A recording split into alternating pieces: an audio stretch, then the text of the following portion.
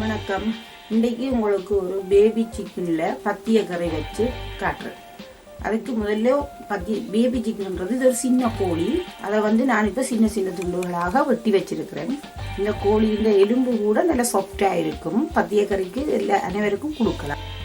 இப்போ இந்த பேபி சிக்கனுக்கு பத்திய கறிக்கு என்னென்ன பொருட்கள் தேவைன்றதை நாங்கள் இப்போ பார்ப்போம்.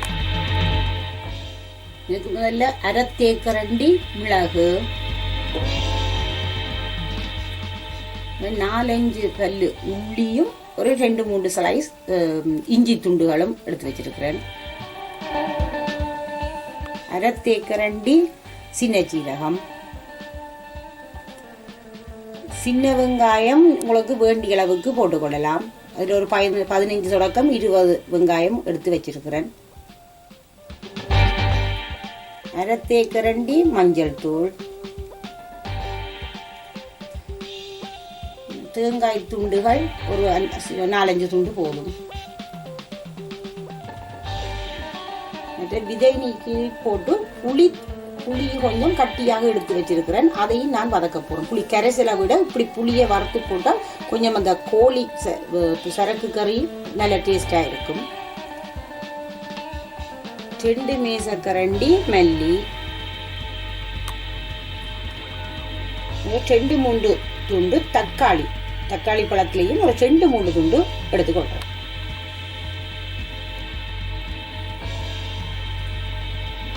இப்போ ஒரு பாத்திரத்தை அடுப்பில் வச்சு 2 மேசக்கரண்டி நல்லெண்ணெயை விட்டு சூடாக விடுறேன்.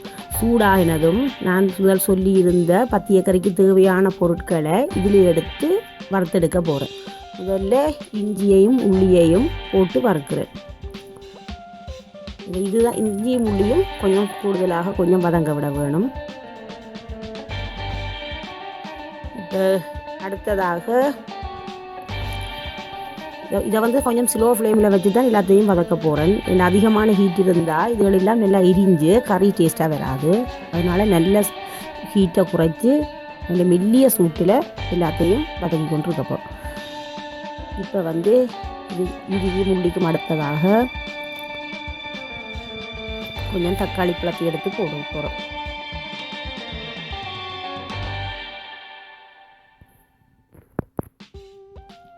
சரி, தக்காளி பழத்தையும் இத்துடன் சேர்த்து வதக்கி கொண்டு இருக்கிறோம். யாருக்கும் பத்தியமாக உள்ளவர்களுக்கு தக்காளி பழம் ஒத்து வராதென்றால் நீங்கள் தக்காளி பழத்தை போட வேண்டியது இல்லை. வேணுமென்றவர்கள் தக்காளி பழத்தை எடுத்துக்கொள்ளலாம். அடுத்ததாக இது 3ஐயும் வதக்கி கொண்டு இருக்க வேணும். கொஞ்சம்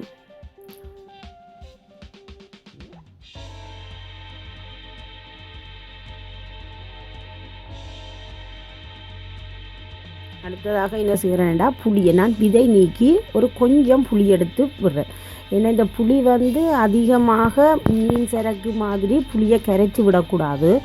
ஏன்னா அதிகம் புளி விட்டால் சிக்கன் பத்திய கறி டேஸ்ட் வராது. அதனால் நாங்கள் இப்போ இதுக்கு புளி விதை நீக்கி இந்த புளியை இந்த ஒயிலில் விட்டு சுட்டு எடுத்தால் இது நல்ல ஒரு சுவையை கூட்டும். அதுக்காக இப்போ இது புளியையும் இதோடு சேர்த்து வதக்கி கொண்டு இருக்கிறேன்.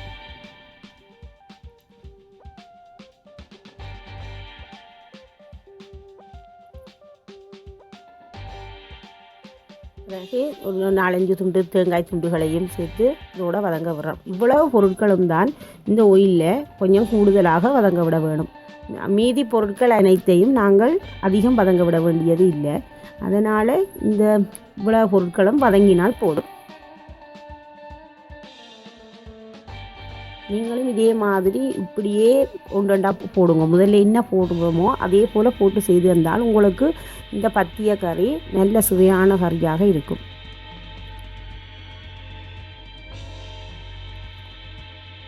பாருங்க, இப்போ போட்டிருந்த பொருட்களோட மிளகையும் சேர்த்துக்கொள்கிறேன். இதில் எதுவுமே எரிய இல்லை, எல்லாம் கருகாமல் நல்ல கணக்காகத்தான் வதங்கி இருக்குது. இப்போ இதில் அடுப்பி ஆஃப் பண்ணி விடுறேன். நான் இப்போ அடுப்பி ஆஃப் பண்ணிவிட்டு இந்த சட்டியில் இருக்கிற மிதமான சூட்டோட நான் மீதி பொருட்களை போடுவேன். இவ்வளோ வதங்கினா போடும். இப்போ பாருங்கள், சட்டியில் ஒரு லைட் மெல்லிய சூடு தான் இருக்குது.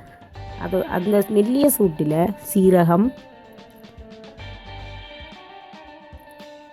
அடுத்ததாக மல்லி, இந்த மல்லியெல்லாம் பத்தியத்துக்கு வறுபடக்கூடாது அதிகமாக. அப்போ அந்த சூட்டிலேயே இந்த மல்லி பதமாக வரும். மஞ்சள் தூள், வெங்காயம் பச்சையாக தான் போட வேணும். இந்த சிக்கன் வந்து சூட்டு தன்மை இருக்கிறபடியால் நாங்கள் பச்சையாக போடலாம். இந்த சூட்டிலேயே அதையும் போட்டு அப்படியே எல்லாத்தோடையும் கலந்து அப்படியே போட்டு கிளறிட்டு இனிமேல் இதை வந்து இப்போ இது எல்லாத்தையும் வேண்டிய அளவுக்கு தண்ணியை விட்டு ஒரு மிக்சியில் போட்டு அரைச்செடுக்க போகிறேன். இப்போ எல்லாத்தையும் நான் அரைச்செடுத்துட்டேன். நல்ல பசத்தன்மையாக அரைச்செடுக்க வேண்டும். இதுக்கு கரமுரண்டு இருக்கக்கூடாது. பத்திய கறியண்டா நல்ல அரைச்சதாக வேணும். இப்போ வந்து சிக்கனில் உங்களுக்கு நான் எப்படி பத்திய கறியை வைக்கிறேன்னு காட்டுறேன். இலகுவாக ஒரு பாத்திரத்தில் நல்லெண்ணெயை ஊற்றி சூடாக்குறேன்.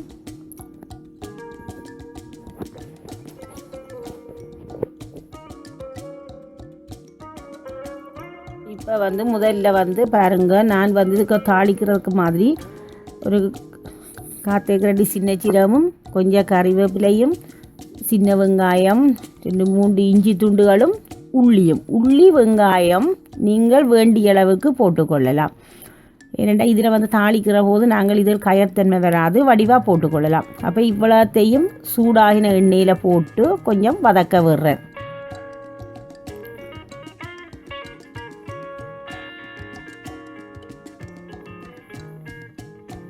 இப்போ இது அனைத்தும் சிறிது நேரம் வதங்க விடுறேன்.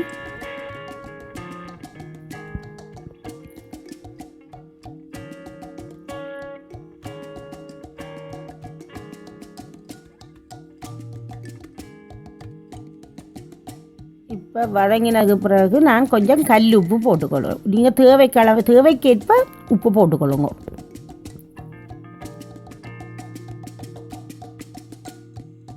இது வந்து நான் ஒரு சின்ன கோழி தான் எடுத்துருக்கிறேன். அது சரியான சின்னந்தான் கோழி, அதிகமாக வராது. அப்போ நீங்கள் உப்பை பத்தியக்கறி அரைச்சது எவ்வளோ போட்டுக்கொள்ளலாம், உப்பு அளவுக்கு போட்டுக்கொள்ளுங்க.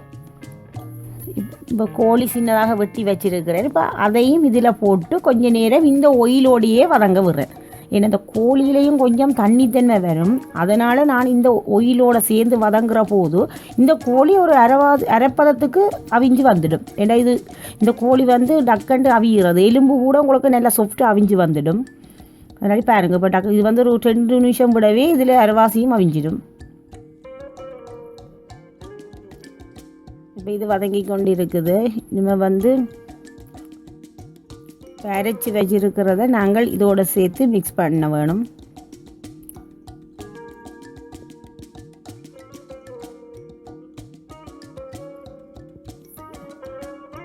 இப்போ ஒரு கொஞ்சம் மஞ்சள் தூளும் இந்த கோழிக்கு போடுறோம். கோழியிலையும் கொஞ்சம் மஞ்சள் தூள் போட்டு இதையும் கிளறி 1 நிமிஷம் கிளறி போட்டு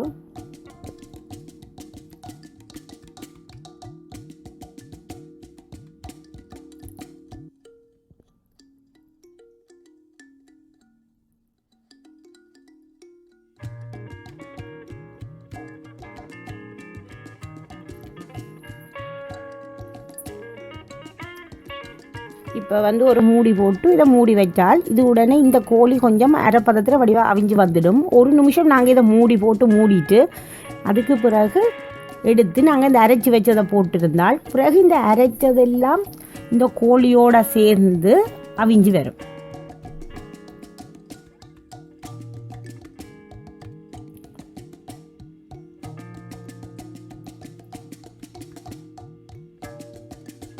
பாருங்க, இப்போ அரைச்சி வச்சுருக்கிறதே அப்படியே ஊற்றி இது இன்னும் ஒரு தடவை இப்போ கிளறி ஒரு 2 நிமிஷம் இதை மூடி வச்சு விட்டோம்னு சொன்னால் இதை கொஞ்சம் நீங்கள் வேண்டிய அளவுக்கு இதில் தண்ணியை விட்டும் விடலாம். தண்ணியை கலந்து நீங்கள் இறைச்சிக்கு மேலே நிற்கக்கூடிய மாதிரி கொஞ்சம் தண்ணியை விட்டு வச்சிட்டிங்களா அதில் நல்ல கொதி வர இது மணமும் போய் உங்களுக்கு அந்த சிக்கனில் இந்த சரக்கு மணங்கள் எல்லாம் நல்ல வடிவாக உப்பு புளி எல்லாம் ஊறி இந்த சிக்கன் நல்ல ஒரு சுவையாக இருக்கும்.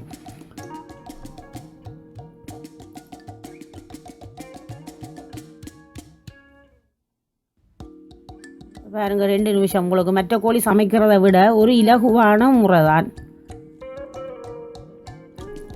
பாருங்க, நல்ல வடிவாக கறியெல்லாம் வற்றி உங்களுக்கு அந்த கோழியில் நல்ல கறி இந்த பத்திய இதுகள் ஊறி நல்ல கணக்காக வந்திருக்குது. இப்போ வந்து இந்த இதில் உப்பு புளியெல்லாம் உங்களுக்கு பாருங்கள், இதுக்கு புளி கணக்க தேவையில்லை. உப்பை மட்டும் நீங்கள் பார்த்து போட்டு இப்படியே கொதித்ததுடனே நீங்கள் இதை இறக்கி எடுக்கலாம். இந்த மாதிரி சமைச்சு பார்த்தீங்களா தெரியும், சின்ன குழந்தைகளுக்கு கூட இந்த சிக்கன் நல்ல ஒரு சாஃப்டாக இருக்கும். அப்போ அதனால் அவைகளுக்கு சின்ன குழந்தைகள் கூட சாப்பிடலாம். இது நல்ல ஒரு சத்தான ஒரு பத்திய கறி. பத்தியம் உள்ளவர்கள், குழந்தை பிறந்த தாய்மார்களுக்கு எல்லாம் ஒரு வாரத்தில் கொடுத்தா கூட இது நல்ல அவர்களுக்கு ஒரு சத்தான உணவாகவும் இருக்கும். அவர்களுக்கு சமிபாட்டு பிரச்சனை கூட இருக்காது. இந்த கோழியில் நீங்கள் இதே மாதிரி சமைச்சு பாருங்கள்.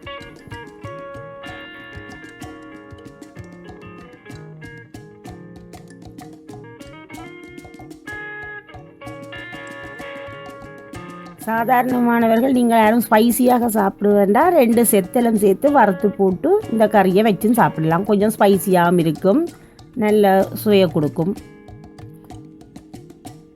இதே மாதிரி செய்து பாருங்கள். உங்களுக்கு பிடிச்சிருந்ததுண்டா சப்ஸ்கிரைப் பண்ணுங்கள், லைக் பண்ணுங்கள், கமெண்ட்ஸ் பண்ணுங்கள். நன்றி, வணக்கம்.